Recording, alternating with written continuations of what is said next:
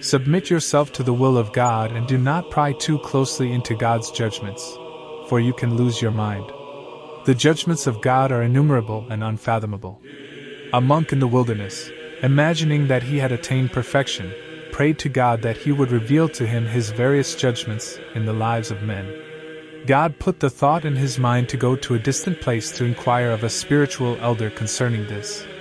However, while the monk was on his way, an angel of God in the form of an ordinary man joined him, saying that he too wanted to go to that elder. Thus, traveling together, they came upon the house of a God-fearing man, who treated them well, giving them to eat from a silver platter. When they had eaten, the angel took the platter and threw it into the sea. The monk found this both amazing and unjust, but he remained silent. The second day they came upon the house of another hospitable man who cordially received and treated them as kinsmen. Before leaving, that man brought out his only son for the travelers to bless. The angel of God then took the child by the throat and strangled him.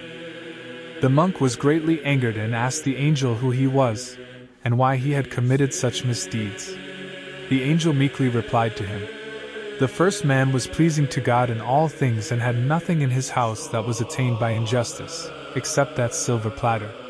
By God's judgment, I threw that stolen platter away, so that the man would be righteous before God in all things. The other man was pleasing to God and had nothing in his house that would bring down the wrath of God except his son, who had he matured would have become a great criminal and a demonic vessel. Therefore, by God's judgment, I strangled that child in time to save his soul, for the sake of his father's goodness, and to save the father from many miseries. Behold, such are the mysteries and the unfathomable judgments of God. And you, elder, should return to your cell and not strive vainly, by inquiring into that which is in the authority of the one God."